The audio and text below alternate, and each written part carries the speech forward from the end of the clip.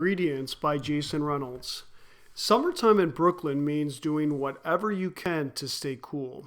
Cool as in not becoming a melted version of yourself in the heat.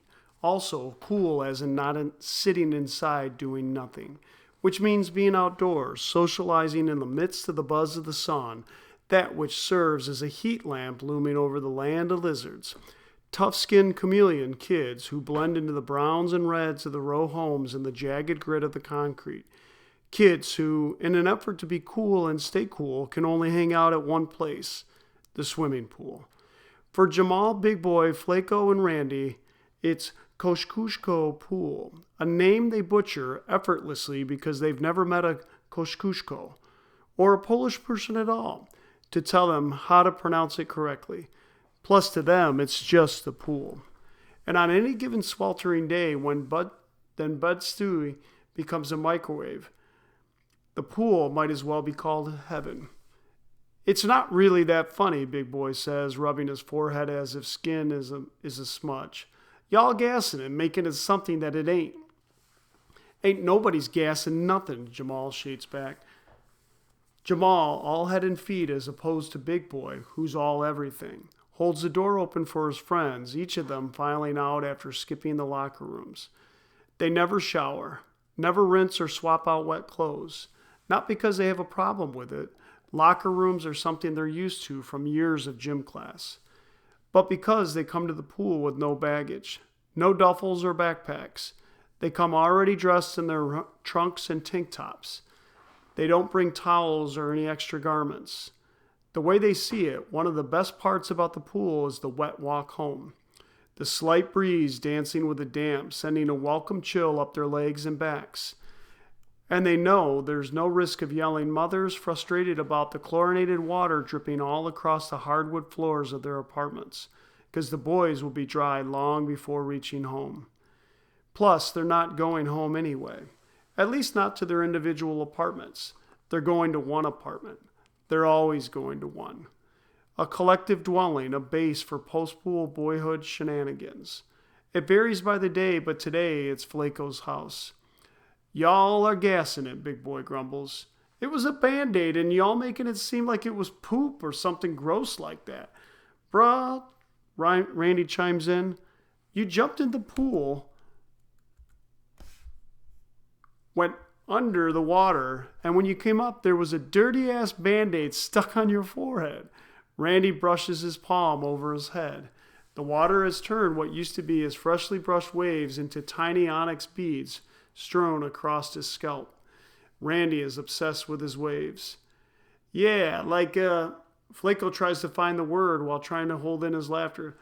Slug or something.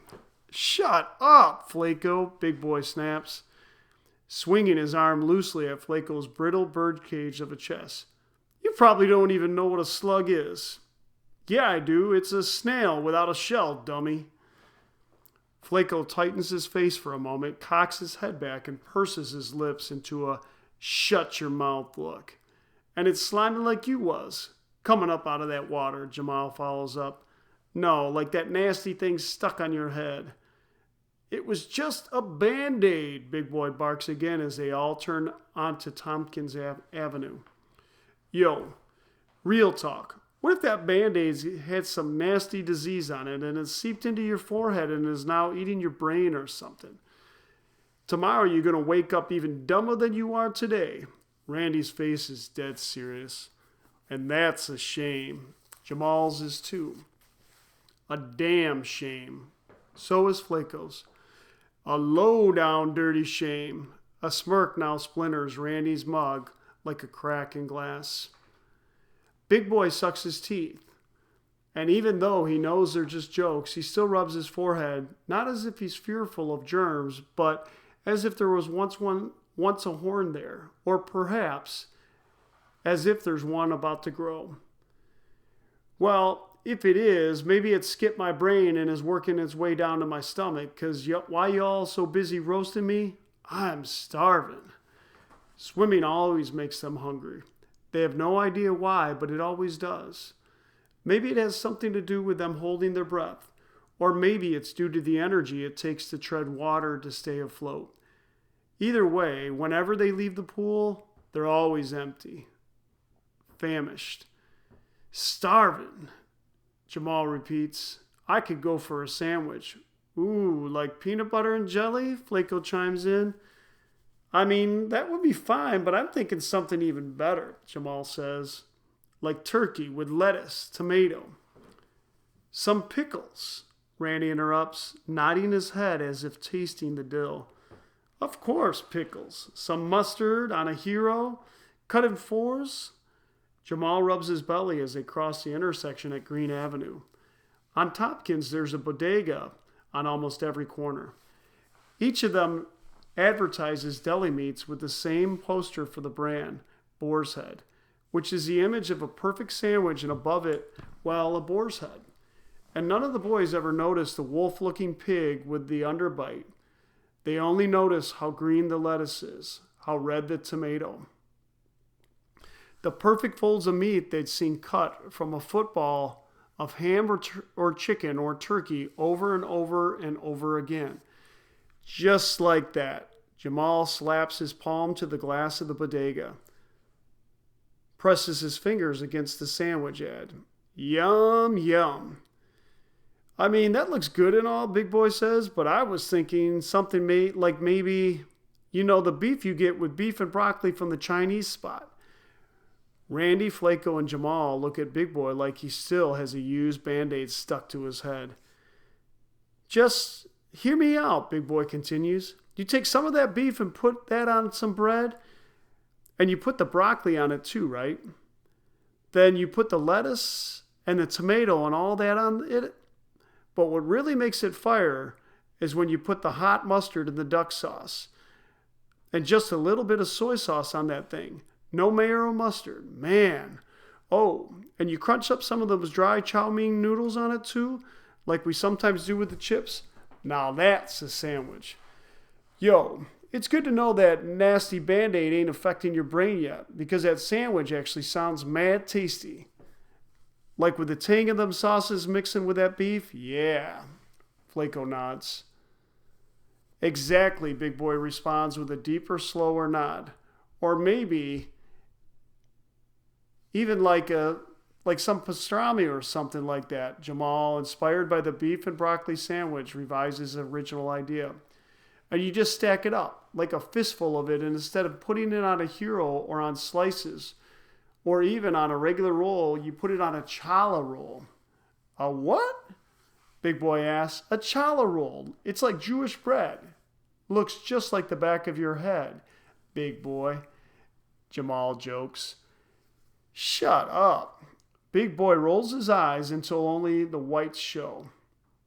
Anyway, they sell it over there on Bedford. Kid I go to school with let me taste it one time, and I was hooked. Delicious. You put that pastrami on there, and then you add some Swiss cheese and some coleslaw, a splash of hot sauce for a little heat, and a few corn chips for crunch, and boom! You got your own little piece of heaven. Jamal slows his walk as they approach the next corner when it hits him. A challah heaven. Sounds like it, Randy agrees, not realizing that everyone else is easing to a stop. Randy steps out into the street. A car zooms by and almost clips him. He jumps back just in time. You! Flaco calls out. Whoa! Jamal yelps. What the hell is wrong with you, Randy? Big Boy says, now yanking Randy by the arm, a delayed reaction. Snap out of it. My bad, I'm just so hungry. Ain't even see that car coming. Do we need Flaco to hold your hand, bro? Big Boy asks, his panic immediately slipping back into poking. Why you gotta hold his hand, Flaco whines. Because you got hands like your mother, Big Boy says. Petty, trying to clap back for all the Band-Aid jokes.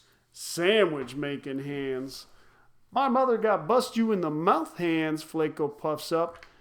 And you best believe she passed them down to me. Fine, Jamal cuts in, extending his arm to Randy. I guess I'll hold Randy's hand. They all laugh. And while passing another store, Randy slaps a glass. His turn to give another picture of a perfect sandwich of 5. I need one of them to hold my damn hand, he says, palm brushing his hair again.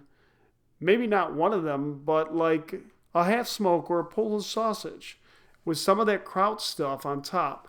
I never had it, but it's called sauerkraut. It's sauerkraut, not sauerkraut. Sauerkraut. And do you even know what it is, Flaco asks. I don't care what it is, Flaco. I want it on there. I want the kraut and some ketchup and some jalapenos and some jerk sauce. That's what I want, Flaco. Is that okay with you? Randy's voice deepens to a bass. Hey, Flaco holds his hands up in surrender. As long as you're okay with pooping your whole heart through your butt. If you're good with that, I am too. Exactly, Jamal adds. You like it, I love it. Hey, Randy, you won't have a heart, and apparently because of that Band-Aid, I won't have a brain, but Flaco don't even have the courage to eat a real sandwich. He talking about peanut butter and jelly, Big Boy says. All the delis we passing on this yellow brick road, and this fool gonna ask the wizard for peanut, butter, and jelly. What's wrong with peanut butter and jelly, Flaco asks, head slightly cocked. Nothing, Big Boy says. Yeah, nothing, Randy follows. Nothing at all. Jamal rounds it off. Okay, fine. Since peanut butter and jelly ain't good enough for y'all, Flaco adds a clap between each word. You know what I'd like to try? One of those veggie sandwiches I always be seeing these white people eat. It's like a salad sandwich or something. Y'all know what I'm talking about? Spinach and some other kinds of leaves, maybe some kale. And then they put the cucumbers on there, some tomatoes, some onions, raw and grilled. Throw some banana peppers on it, some olives, and what am I missing? Avocado, Jamal tosses in. Avocado, yeah. Hit it with the avocado and some of that spicy mustard and put it on that crazy sounding dark brown bread. Y'all know what I'm talking about? The bread that sounds like a bad last name. Yeah, I know what you talking about. Big Boy taps his forehead trying to remember. What's it called? Uh-oh, it's already started, Jamal jokes. Shut up, Big Boy squawks. His shut-up's always at the ready.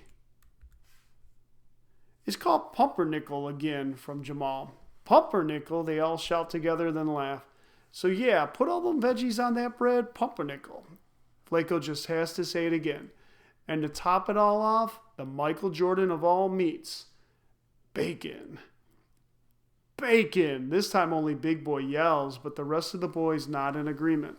They're coming up on Hancock Street, which means they're approaching Flaco's house, which sits right on the corner. Well, not right on the corner because the bodega sits right on the corner, but next to the bodega of Flaco's house. Behind them, a disappearing trail of water, the drops becoming less frequent with each travel block, each past deli. Finally, Randy says. Right, Jamal co-signs as they climb the front steps. Flaco jams his key into the lock and opens the building door, and the boys, now almost completely dry, take the steps two at a time before barreling into Flaco's apartment. Ma! Flaco yells, kicking his shoes off at the door. No answer. He checks the bedroom and repeats, Ma! Nothing. Jamal, Big Boy, and Randy remove their shoes as well, then flop down on the couch of the living room, right in front of the air conditioner, and when Flaco reappears, he's holding a bottle of lotion. This is also tradition. The chlorine dries their skin out, scales it, and covers it in a layer of uncomfortable white. The boys smear it over their arms and faces, in between their fingers, and in the corners of their mouths. They rub it on their kneecaps and up and down their ashen legs, the dryness fading like static coming into clear picture. So, we eatin'? Big Boy asks, rubbing his hands together. Oh, we definitely eatin', Flaco says, heading into the kitchen. Pumpernickel, Jamal murmurs under his breath, a grin on his face. What you say you wanted? Pastrami, right? Randy asked Jamal, his voice punctured by a clanging in the kitchen. Hell yeah, Jamal replies. Even though I can't front, that beef and broccoli sandwich sounded like a winner. The sound of cabinets opening and closing. I was all for it until Randy started running off about the Polish sausage with the sauerkraut and the jerk sauce, Big Boy confesses. The sound of the refrigerator door unsticking, resticking. And then Flaco returns from the kitchen with 4 bowls, a box of cereal, and a half gallon of milk. Don't worry, he says. I got sugar.